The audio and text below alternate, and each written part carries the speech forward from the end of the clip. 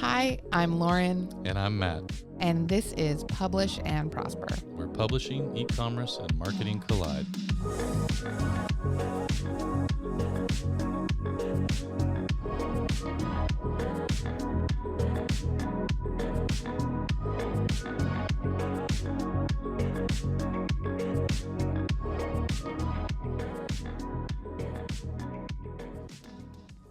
Hey everyone, welcome back to another episode of Publish and Prosper. And maybe more importantly, welcome back to my co-host, Matt. We really missed you last week, Matt. No, you didn't. You brought somebody in here to replace me.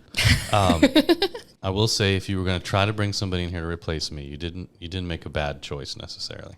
That's true. I did have a great conversation. So hats off to Joe Solari for filling in for me. And thanks so much for joining us, Joe. It was really great conversation. And to be fair, a million years ago when we last recorded, you did threaten to replace me. Did I? Yes. That sounds like something I probably said, yeah. You put out an open casting call for a host replacement. I'm sure I was joking. But for real, if anybody wants to apply, just podcast at Lulu. I mean, it was because I went to Disney without telling you or inviting Oh, you. yeah, So see? it was actually very justified. It's extremely justified. But I then immediately replaced you. So Yeah. you didn't even commit such a heinous crime as going to Disney without me. I know. I would never do that. I know. Well, That's the difference between you and I. I have Disney loyalty. You don't. I have a lot of Disney loyalty to Disney. Well, you know what I mean. Let's just change the subject because I feel my blood pressure rising a little bit.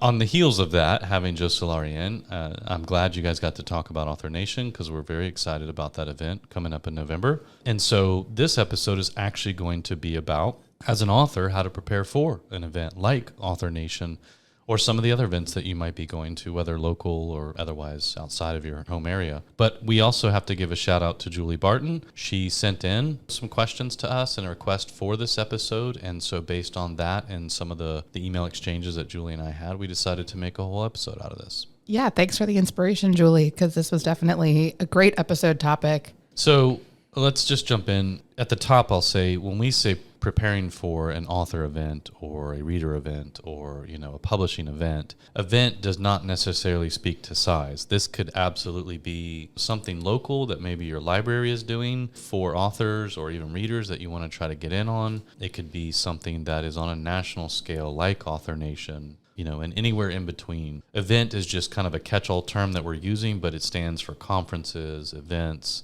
summits, whatever it might be. Maybe your local bookstore is having like an open house and they're inviting some local authors or people. Event is just a catch-all term. I believe that most of these things we're going to talk about can apply to any size, though, event for the most part. Absolutely. Yes, a lot of this stuff is going to apply to any kind of event like that. Realistically, the only way it's going to vary based on the size and scope of the event is what your response to some of the details is going to be. So, for example, one of the first things that I wanted to talk about was preparing for the logistics of the event itself. And, one of the first things that you're going to have to find out that you're going to want to know is, what are you actually doing at the event? Is it every author is going to have a table where they are selling books? Are you responsible for selling the books? Is the event organizer, whether it's a bookstore or a huge conference, are they responsible for selling the books? Are you responsible for bringing the books? All the little details, the logistical details like that, that's the kind of stuff the answer is going to change depending on what kind of event it is. But what you need to know going into the event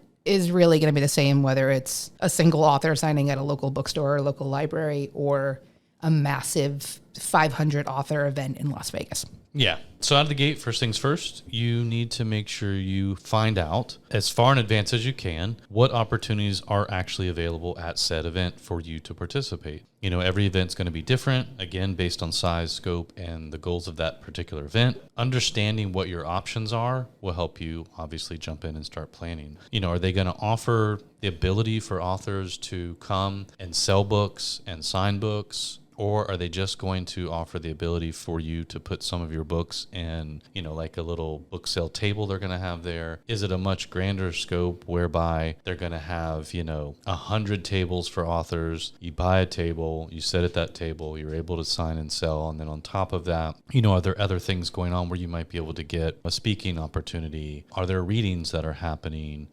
There's any number of things going on at most of these events, but got to do your best to find out what's actually available, what's free, what costs money. What are your thoughts on that? I always want to encourage authors to not assume that they know what opportunities are available at any given event or what the setup is going to be. I've been to a lot of book signings and a lot of book events, and sometimes at the same location, like a single quote unquote book signing at the same place can be just a straightforward, the author is sitting at a table, you buy a copy of their book, they sign the book, and then you walk away. I've been to events where they speak beforehand and it's a Q&A and a little bit of a reading, and they speak to the audience as a whole and then they do the book signing. I've been to ones where there is no speaking and there is no table signing. It's just almost like a cocktail hour where the author is around and you get to kind of mingle with them and talk to them. I've been to ones where they don't even sign the book in front of you. They pre-sign the book. And when you buy a ticket to the event, you get a pre-signed copy of the book and it's just speaking and you don't actually meet the person at all. And those are all just individual author events. That's not even talking about adding in the element of multiple authors or like a whole conference, quote unquote, or whatever it is. I think that's something that it's always really important to be aware of ahead of time, is to find out exactly what opportunities are available to you and what you're going to be expected to do at the event. And it's also, if there is a speaking opportunity available, if it's this kind of an event that there are multiple authors at and some but not all of them are going to be invited to speak, if that's something you're interested in, and it should be because it's an incredible opportunity, there's very likely a deadline to submit your interest in being a speaker at that event. And I would hate for you to miss that opportunity because you missed that deadline. Mm-hmm. As soon as you become aware of or invited to an event like this, make sure that you pay attention to details like that. Yeah, that's the ideal scenario, is that the event has the ability for you to speak in one way or another. And whether that's just speaking about your book or whether it's an opportunity for you to provide some sort of educational content to other authors, you know, around the process maybe of publishing your book or books, or, you know, how you come up with your particular stories, or whatever that topic might be. Anytime you can get in front of people and speak regardless of the topic, that is some of the best publicity and advertising you could get for yourself. So definitely try to take advantage of that if it's offered, even if you're afraid of public speaking or introverted, like I am too, and it's a completely different experience when you get in front of a bunch of people. It's almost a lot easier than having one-on-one conversations with like one or two people, but I would absolutely recommend taking that opportunity if you get it. It's such a great opportunity for name recognition, face recognition, brand recognition, especially if you're at an event that has like a decent number of authors at it. People have a habit of, if they recognize somebody, they're more likely to pay attention to what it is that they're talking about or what it is they're selling or marketing. And if somebody saw you speaking at a session earlier and then later they see your book, that might be all it takes to be like, oh yeah, I saw this person talking earlier and I liked what they were saying. I'm going to go check out their book. If you have an opportunity, I'm a big advocate for authors speaking on panels, especially if you're somebody like me and Matt, that the idea of public speaking in general is a little dicey for you. Panel speaking is a great opportunity to like take some of that pressure off and have other authors up on stage with you. I have absolutely in the past gone to events where it's been 5 authors and I knew 4 of them and I was getting books signed by 4 of them. And that 5th one, I bought a copy of their book and had it signed by them just because I would have felt really guilty and awkward about getting 4 of the 5 of them to sign my book and engage with me. And at least one time that I can think of, I actually really liked that book that I wound up buying and not knowing anything about ahead of time. So according to Lauren, you could at least get a couple of guilt sales out of it too. So why not? I'm actually pretty sure that somewhere in this outline is the phrase "never underestimate the power of social guilt." Oh my God. All right. It might have been in a different outline, but nope, actually, no. In this outline, it says never underestimate the power of conversation and social guilt. Wow. Well, as true as that may be, I guess we'll get to that later. I stand by it. Okay. Well, you should. All right. So, there are several opportunities that may be available at a particular event or conference or whatever that might be. Making sure you're aware of everything that's available to you is extremely important. And anything that you can take advantage of, again, especially free, but even paid sometimes, is not a bad thing. If you could pay for a table or booth to have your books at and sign, and it would come with a little speaking session or the ability to sit on a panel or something like that, it's worth it in most cases, depending on the cost. And again, if you're going to get in front of the right audience. If you're a sci-fi writer and it is a romance conference, it's might not be worth it for you to pay money to have a table in a speaking session. You should absolutely take that into consideration, but I can't imagine there's anybody listening that is a sci-fi writer that would just barge into a romance conference, but maybe. I mean, I'd like to see that. If you are, shoot us an email. Let's talk. I have a lot of questions for you. But, along that point, making sure that you fully understand, like a lot of conferences and events, they're multi-genre, that it's not specific. And then there are a lot that are specific. But if it's multi-genre, again, you want to make sure that you're getting in front of the right audience while you're there. When they do talk about tables or booths or things like that, you want to make sure that if you are a sci-fi writer, that you're around other sci-fi writers. So make sure that they're going to put you in the right sort of area. Mm-hmm. If you are a sci-fi writer, you don't want to be sandwiched in between all of the romance writers and then all the other sci-fi writers are 2 rows over. That really doesn't do a lot of good for you, to be honest with you. So yeah, I could see somebody trying to make the argument that you being the lone wolf in that area kind of brings more attention to you. It's absolutely not true. Absolutely not. First of all, you're going to get ignored by anybody in that section, but more likely is if the conference is set up in a way, or the event is set up in a way where all the romance writers are together in one corner. If I'm an attendee who is specifically there looking for romance authors and romance books, I'm only going to walk over to that section. So if there's 1 or 2 islands of romance authors that are mixed in other sections, I'm probably not even going to find them. So definitely something to keep in mind if you have any control over your placement, even just requests, or they ask you to please identify what genre you're writing in so that we can arrange you accordingly. Like, make sure that you're representing yourself accurately and authentically with that. Yeah, and if for no other reason, like, I love horror. If I was a horror writer, I can't think of a worse horror than having to sit at my table surrounded by like cozy romance authors.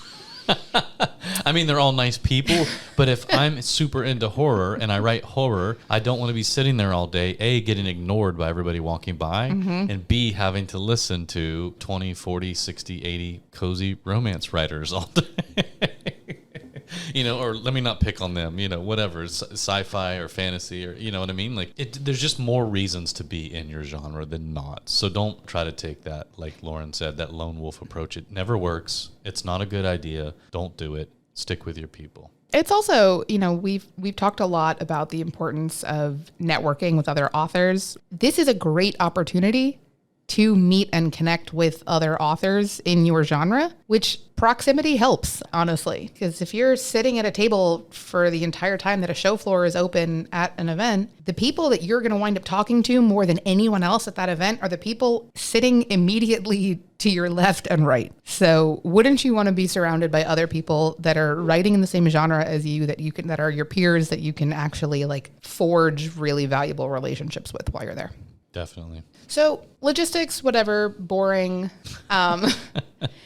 We got more boring logistics stuff later, but let's talk about some fun stuff in between. So you also have to do promotion while you're figuring out all your logistics and while you're getting excited and prepped and ready for this conference or event, big or small, whatever it is. You've got to actually promote it. Right? You want people to know that you're going to be there, and you want specifically your fans to know that you're going to be there. So this is the time for you to tap into your network as much as you possibly can. The only other time that you're ever going to go like full all out to your entire mailing list and your entire like social media contact list and everything is when you have a book launch. Like a book launch and an event. Those are the big opportunities to send a big blast out to everybody and say, hey, really exciting opportunity coming up for me. I'm going to be at this place. Would love to see you there. And to clarify, clarify, the reason why Lauren's saying that is you really want to send very few mass emails and posts to your followers. Ideally, whenever you're sending out something, it's often being segmented based on what you're sending out and who it's most applicable to. But there are definitely several times where it's appropriate to send a mass message to everybody about a singular thing. And again, events are definitely one of them. And it doesn't matter where they live or where they reside, or they should know that you're going to be at an event. If they're able to make it, great. You'd love to meet them. But if not, they know that you're doing it, that you're out there, and maybe they know somebody that's going to be in that area that could stop by. And absolutely. Yeah, it could be a great opportunity for your fans to help you grow your fan base. Yeah. You never know. I think too, not just authors, people in general, creators, but authors often have a hard time with self-promotion. Sometimes it feels icky to them. The same as selling their book, or, an author honestly should be posting about their books all the time. Sure. And asking people to buy them all the time. I understand that, again, it feels icky sometimes, or some people feel like they don't know the right way to do it, but underestimating your audience is the worst thing you could do. And underestimating what they'll purchase or where they'll go to see you, or even how much they like you, you're only going to hurt yourself. So getting over this idea that you don't want to blast it out to everybody that you're going to be at your local bookstore doing a signing or participating in something, I would get over that. I would tell everybody I'm doing this. It's part of who you are. Your true fans and followers, they will appreciate that. They won't feel like that's icky. And again, never underestimate how far they might drive or what they might do to come see you or meet you or whatever, or just support you in general. If you do that, you're only hurting yourself. So definitely put it out there like Lauren says. The worst case scenario, the people that you're emailing say, oh, okay, can't go, don't care, whatever. They can't make that decision to not go if they don't know the event's happening at all. That's right. So you might as well let them know. And people do. I went to a book signing here in Raleigh a few months ago, and there were at least 2 people there that I was talking to at the event that they drove 6 hours to come to the event. Yeah, for them, it probably wasn't that big of a deal to see an author they really liked. It was absolutely. They were 6 hours to them was nothing to drive to see this author that they loved, that they were really excited to go see. And that makes sense. I mean, I've driven that far for a concert before. I've driven further than that for a concert before. Yeah. And if it's a bigger event, then, you might also want to just throw in that communication, some of the other stuff that's happening at the event that would benefit your followers and readers. If it's a larger event, like let's say Author Nation in Las Vegas, it's okay to say, hey, I'm so excited. I'm going to have a table there. I'm going to be signing on the reader day, but I'm also going to be speaking a little earlier in the week on this particular topic. And by the way, there are tons of great speakers and education sessions going on. So anybody out there even considering it should really look into it. And plus, I'd love to see you. You know what I mean? If you need to sell some of the other benefits of that event, you should. If there are other benefits there for your fans and followers and readers, you should. Yeah, don't be afraid to sweeten the deal, especially if it's a bigger event that people are going to have to travel for. If there's something that you're doing that's really cool at that event, if there's some kind of exclusive, maybe you're going to have a limited edition copy of your book at the event, or you're going to have a limited edition art print of an alternate cover of your book that you're selling at the event, or you're going to have a sample 2-chapter chapbook of your next book that's coming out that you're only going to be giving out at that event. Any of these things. Also, other authors that are going to be at the event. If you're looking for a reason to connect with other authors that are going to that event, maybe this is your opportunity to reach out to them and say, hey, I'm going to send an email to my entire newsletter saying that I'm going to be at this event, and so are you. Maybe you can do the same and plug me, and then we're both cross-promoting each other to our respective audiences. Great opportunity to kind of, solidify your connection with another author. Mm-hmm. Speak to your fans, speak to other fans. Also, going to point out just timing for your promotion. If it is one of these bigger events that we're talking about, if it's something like a big conference, a big author event, something that you're going to be traveling to, other people are probably going to have to travel to, you're going to want to start your promotion as early as possible. Yeah. If the event is local, don't think that because they're not in your reader network or even author network of peers that you shouldn't tell people about it. Friends and family, if you know anybody that owns a local business, you can always ask if you can put up flyers in their business, local community bulletin boards, things like that. Don't be afraid to really talk about this event and your participation in it to anybody, especially locally if it's a local event. It does not have to be confined to your reader and author peer network, and in fact should not be. Definitely not. It definitely, you should tap into all of your resources. I think I referenced this on the podcast before. Sorry if it's a repeat. One of the most successful local author events that I hosted when I used to work at the bookstore was an author who was a professor at one of the local colleges, and she offered her students extra credit if they came to her book signing. Yeah. And like a bunch of them came. Yeah. Who cares? Get them in there. Yeah. It was just about having people and like, you know, I mean, it helped that the book was related to the topic that she was teaching, right? But she got people in the store. Well, and you know, that also has a secondary effect, which is the event organizers, whether it's a bookstore, an actual event, whatever, they'll see the effort you're putting into promoting their event and yourself. They'll appreciate that. And next year, or, you know, even at this particular event, that's going to win you a little bit of favor with them. So, you know, it can never hurt to put in that extra effort, not only for yourself, but again, you know, sometimes people, the event organizers, i.e., notice those types of things, and they'll appreciate that one way or the other. I can absolutely tell you, as somebody who spent a year and a half organizing specifically indie author events, I remembered the people that were really rude and problematic, and I remembered the people that were very gracious and went above and beyond to make the event as good as possible. In between those two, largely unmemorable. That's normal. Which is, yeah, but and there's nothing wrong with that either. But if one of those people who went above and beyond came back a year later and said, hey, I have another book out, I'd love to have another book signing here. If we had a good experience with them in the past, it was an instant yes. Yeah. Instant yes. If we remembered them fondly as having a good experience at their last signing, immediate approval. Yeah. So, you know, to that point, make sure that when you're promoting, when you're doing any kind of social promotion or anything like that, that you are tagging the event organizers, if there is a specific hashtag for the event, anything like that. You're not just letting the event organizers know that you're talking up their event. You're also making sure it as easy as possible for your fans to find out more information about the event. Yeah, definitely. A few other quick things on promoting. If you're traveling to this event, if it's outside of your local area, some other things you can do. Do you know anybody who is local to that event? Or do your friends and family know anybody who might be local to that event? You know, I don't obviously live in Las Vegas, but if I'm traveling to an event in Las Vegas, and if I have anything to do with an event in Las Vegas, I might reach out to people I might know in the area or friends and family and just say, hey, you know, I'm going to be here for this event. Do you know anybody that would be interested?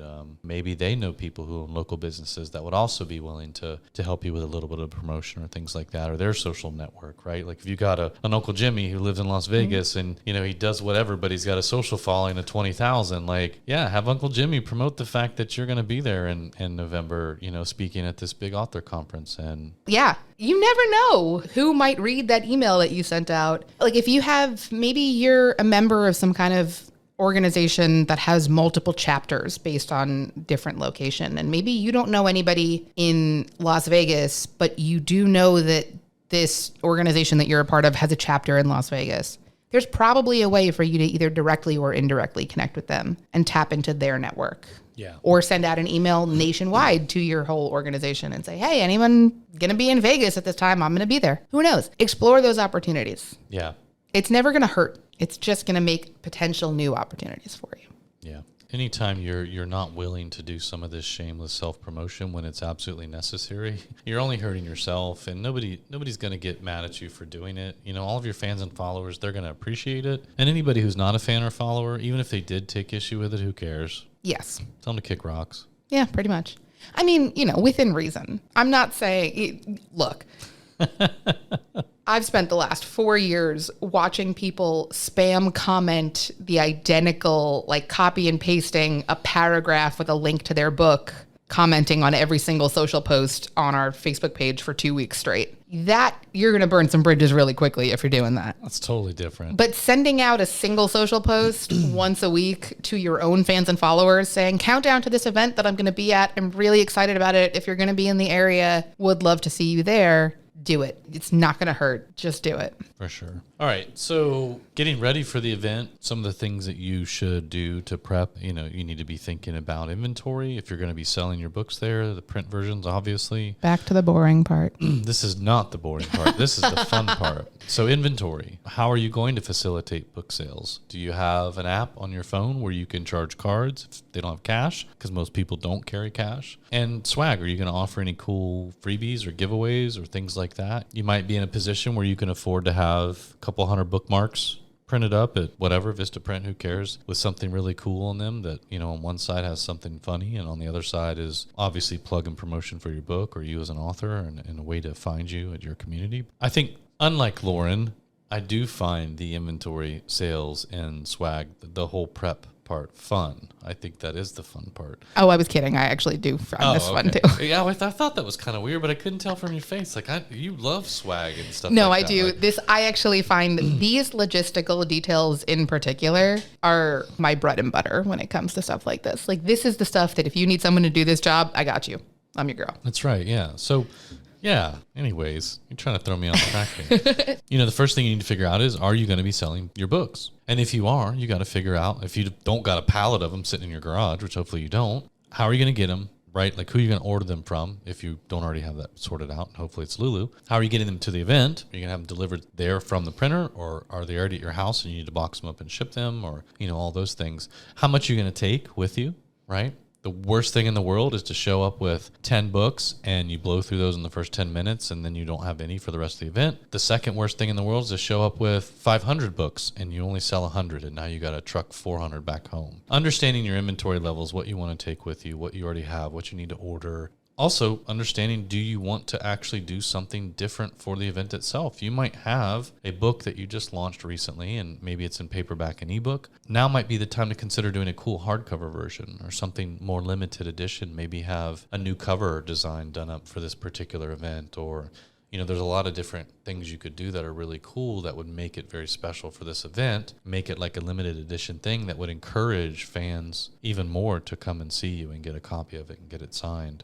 Yeah, that's a great selling point to get people at the event, an event exclusive. Mm-hmm. I say this as a collector of many things. Yes. Not only will I absolutely go out of my way to get my hands on event exclusive products, but I will also pay the surcharge that will likely come with that. Yeah. So if it's something that you're doing that's like a special exclusive, it might be a nice opportunity to bump the price a little and make a little extra profit off of it, especially if you've put out a lot of money up front to be attending this event in the first place. This might be a way to recoup some of that. I mean, theoretically, if you do it right, you should be able to recoup every dime you spent on the event through your book sales and some other stuff. That's true. Yeah, absolutely. That'd be a goal. And along those lines, if you're somebody who has several books under your belt, and you've got a back catalog, you need to decide, like, which books am I going to take with me for sale? Am I going to do special editions of all of them, or just of my most recent one, and then bring a few paperback copies of each of my back catalog? Or, you need to figure out the mechanics and logistics of all of that. What size is your table? If you only get a 5x5 spot, don't try to pile 600 different books up on the table. That's not going to work either. So you need to understand all of those mechanics involved with, again, how many books am I going to take? How many titles? If I have more than one or two titles, what makes sense for that event and the genre that you're focusing on? I also would definitely recommend that you have a backup plan in place for what you're going to do if you are lucky enough to sell through your inventory at the event. Yeah. We've seen a lot of authors that will do, especially with something like print on demand, where you can, once you've sold through your inventory on the floor, you can still continue to sell copies directly from your website. You can take sales from people at the event, and then just the books will be printed and shipped directly to them. Yeah. And then if you're in a place where you're doing something like a book signing or something like that, and they're still, they're disappointed because the book that they've just ordered from you is not going to be signed by you, have book plates on hand so you can sign the stickers that you sign and put right in the book. Have those on hand. Or maybe, Matt was saying bookmarks earlier. Have a bookmark that you can sign the bookmark and give it to them, and they can put that right in their new book. Find some kind of solution, have some kind of plan in place, both for selling additional copies that you can ship out to people later and providing some kind of value to, so sorry that I ran out of books, but at least you can have this. I love the bookmark or postcard idea. So do I. That is a good point. Yeah, definitely. Having that backup plan. And again, like she said, maybe you have your iPad there with you. You just keep your own website up, or whatever that might be. You take those orders. And again, have something else on hand that you could sign. Absolutely, yeah. One last thing to mention is you always want to find out, are you able to sell other things besides books? Mm-hmm. A lot of authors have other types of merch or other things that they sell, whether that's T-shirts or, whatever that might be, photo books, calendars, cups, whatever. If you're allowed to sell other things and you do have some of that stuff, then absolutely bring it, because your fans not only love your books, They love other stuff that you put out as well. And for those who are not experimenting with that, this is kind of your wake-up call that you should give it a try. An event is a perfect place to do that. Yep, it absolutely is. I would also encourage you to think about potentially having things that you can hand out, not just sell. And obviously, the cheaper end of collateral, things like bookmarks, postcards, stickers, something like that. Yeah. Depending on the size of the event and the scale of the event and the number of people that are attending it, you might have attendees walking through that event saying, okay, I'm only allowed to buy 2 books and I'm only here to buy 2 books and I've already picked out what those 2 books are and that's it. But they're still browsing the event and they're still going to walk away from it with a bunch of recommendations and a bunch of books that they might look into later and say like, oh, I did have a really nice conversation with this author and I'd like to look into their books that maybe, for next month's book splurge, I'll buy one of their books instead of the 2 that I bought today. So you want to make sure that you have something available that you can give interested readers so that they can come back and look into you more later. Yeah, I agree. But I'll give a piece of branding advice here. Don't just create a sticker that has the title of your book on it and that's it. Nobody cares. Nobody wants it, especially if they're not necessarily a huge fan or follower yet. If you're going to create swag to give away, fun things, you should create something that's somewhat universal, right? Like put a funny saying on it, or, we tend to do things that resonate with whatever audience we're going to be in front of for that particular event, or we'll do something that's fairly universal, like a sticker that says book nerd, right? Like if you love books, you'll probably take a book nerd sticker and you'll probably put it on your laptop or your water bottle. As an author though, what you'd want to do is real small, just below book nerd, you would put let's say your Instagram handle, like @LaurenVassallo, or, your website address if you have one, which would be great, real small, put your little website down there. But if you have something universal, people are more inclined to take it and actually use it, which is the point. You don't want them to just take it and then throw it away so that you're just wasting money and throwing it down the drain. A bit of branding advice: nobody wants a sticker with your name on it or the title of your book. In most cases, they want something that's fun, clever, witty, funny,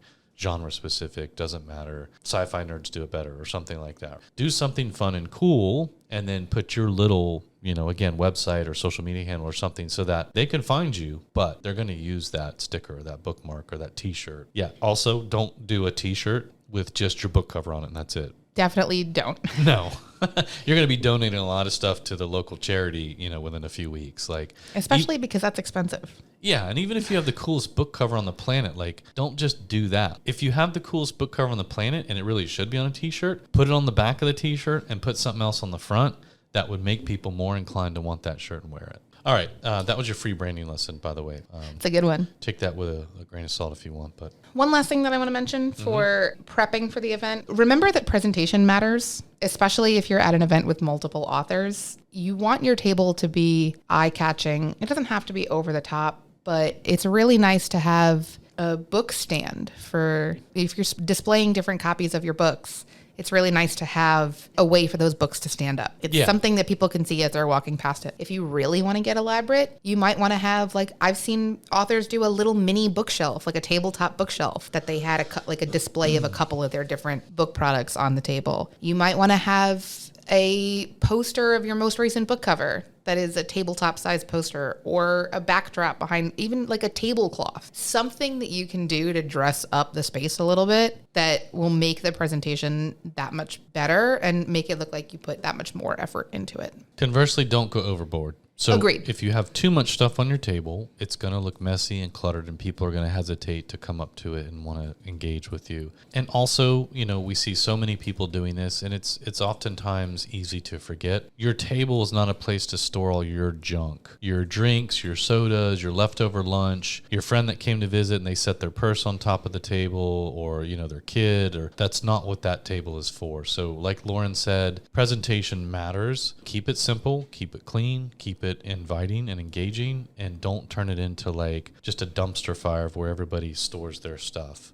Yeah, I mean, to the point of not overdoing it, you still want your books to be the focal point of the table. You don't want to distract from what you're there to do, which is sell books. Keep that in mind. Yeah. And, not for nothing, if you can find some very simple display and design elements that will make your books pop. If you've got a book cover that is mostly black with blue and pink elements on it, and you have a pink tablecloth that matches the pink of the book cover, that book's going to pop on that tablecloth. Something as simple as that could be a nice little touch. Just Definitely. saying. All right. Should we get to the actual event? I mean, that'd be nice. I'm sure they want to hear a little bit about what to do once you get there. Yes.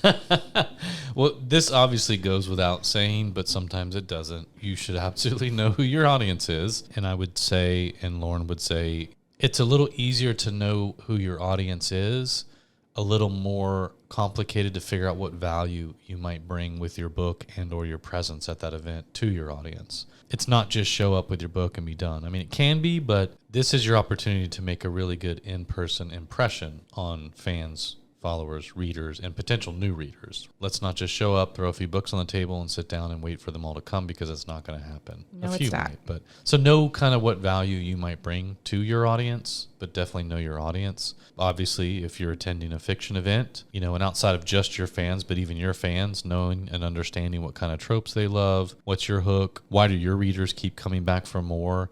You can lean on those as marketing tools and ways to talk to potential new readers as you pitch your books and your stories to them. So knowing what your current and existing fans already love about your work is really helpful.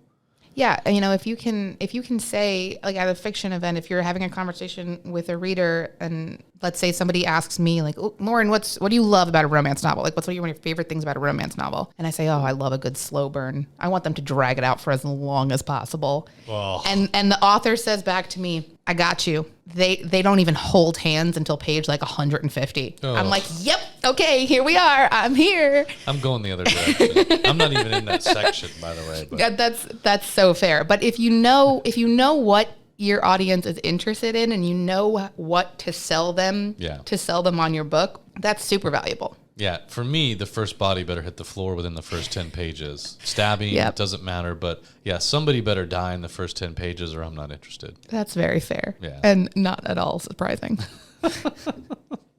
By that same token, nonfiction, right? Knowing and understanding what problem your book or books solve for your existing readers and fans, and why you're kind of sought out for your content will really help you, again, also talk to potential new readers, understanding what problem do you solve with your content. You as a particular expert or writer on these subjects, what is it that you can offer that's really going to help somebody?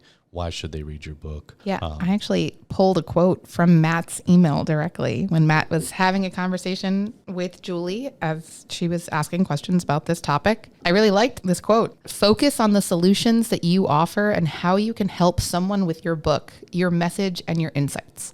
Books will sell when you give value. And he's right. Every now and again, I earn my paycheck. Thank you. That's your June paycheck, done and covered. So, all this is speaking to like basically how you pitch yourself. This is the part that I think a lot of authors and creators hate, is the whole selling and pitching of yourself. But if you figure out, like we're telling you, if you figure out the right way to do it, the most simplified and quick way to do it, it doesn't feel icky. Like you're just talking about the content you create and it will resonate. So having that quick pitch ready when somebody says, oh, what's this new book about? Or what are your books about? Because maybe they've never read you. Understanding that a quick 1 to 2 sentence answer is the way to do this, but it has to be compelling enough that they'll say, okay, I want to hear more. It's got to be memorable enough. You don't want them to walk away without one of your books, but if they do, again, you want it to be memorable enough that maybe they come back past your booth a little bit later and they do go ahead and pick up a book or something like that. Yeah, I feel like that's an issue that people have a lot with elevator pitches. They think that they actually have to give a synopsis of their entire book in 2 sentences, and you absolutely do not, nor should you. What you do want to do is give just enough detail about what your book is about that the person that you're talking to is going to go, oh yeah, tell me more. That's what you're trying to do with that elevator pitch. You want to keep them in the elevator with you after the door opens and they're supposed to be going out to their floor. Yeah. That's something that you should have established and ready to go long before you show up at this conference. And you should definitely be prepared to answer the question, what is your book about? Definitely. And again, it is hard for some people, right? This concept of an elevator pitch, but you can also reuse this stuff for social media content. You can ask your followers for help, tell them or ask them what's the first thing that comes to mind when they think about your book or your books or your content. Lauren has a cool note in here. ask them to describe your book in emojis or to vote on which of your top pitches they like the best. It never hurts, like we've said in previous episodes, to involve your audience and fans in anything you're doing. Anytime you can make them feel like they're a part of what you're doing, that only solidifies the bond that they have with you and that you have with them. So use that audience for what it's worth, get the feedback, leverage that, and hopefully come up with a really good 1 to 2 sentence pitch that you can use at events and other things as well. Also a great way to create some of that collateral that we were talking about earlier. If you're looking for something that you could put on a sticker or art print or something that you can either make to sell or make to hand out to people, ask your fans and readers what standout quote they loved from your book. What's the first quote that comes to mind or scene that comes to mind or something like that when they think of what they loved about your book. Yeah. If 10 people give you the same answer of one quote, you know what quote you have to put on a sticker. I already got mine. Somebody better die in the first 10 pages. Can we get those stickers made? I'm already on it. Great. Fantastic. Yeah. Don't forget that people are buying a book from you. You're the reason that your book will sell or not sell. We see this all the time. Just sitting behind your table or your booth and just doom scrolling through social media, it's not going to sell books. People are going to see you sitting there. You're going to look uninterested in your own stuff, so why should they bother to come over and talk to you? It's not going to feel very welcome. Stand at your table, always kind of look and try to interact with the people that are walking by and make them feel like you want to talk to them. They're going to want to come up and talk to you or see what you have to offer, and it's going to feel more welcoming for them. We see this at conferences, forget about reader, author, whatever. We go to marketing conferences and things all the time too, and other publishing industry conferences. And, we've had our booth next to booths before where we look over and they've got nobody visiting their booth. We're packed. But they're also just sitting there doom scrolling or just having a conversation with each other with their backs to the We're not even sitting there at all. Yeah, it's just not inviting. Nobody wants to walk up to that. So again, keep that in mind when we say have a really good presentation at the booth, a really good presence. But remember, you're the reason they're either going to buy that book or not. Point blank. Yeah, that's it. If you need a refresher, we did a whole 45 minutes of it on author branding a few episodes ago. So that's right. Yep. Just go back and listen to that one. There you go. One last thing when it comes to being present at events, find some way to collect contact info from the people that you're connecting with at these events, whether it's getting them to follow you on social media, getting them to sign up for your email list. If you're selling direct and you're capturing email addresses as they're checking out or anything like that, you're going to want to be able to follow up with people that you spoke to at this event. And whether that's people that purchased from you or people that didn't purchase from you but just showed interest in you and your books, you're gonna want a way to stay in touch with these people. And some of the conferences do have built-in ways of doing that. Sometimes, there's a badge scanning system, or you're going to get a whole mailing list from all the attendees in general after the fact. But if you can find a way to personalize it, it's a great opportunity to do so, because you are definitely going to want to follow up with people once the event is over. Yeah, and I'll back up a little bit just for a second, because before we go into after the event, one of the things you're going to need in order to make use of what Lauren's saying, which is the ability to contact after the event, one of the things you should be doing while you're at the event is taking lots of pictures. Oh, yeah. Because after the event, you're going to want to email people. You're going to want to go out on social media and post about the event. Anytime you can get pictures with some of your fans, whether at your table or, some of your friends that are authors that are also at the event, or maybe a new author that you made friends with that you can take a picture with and shout them out on social media.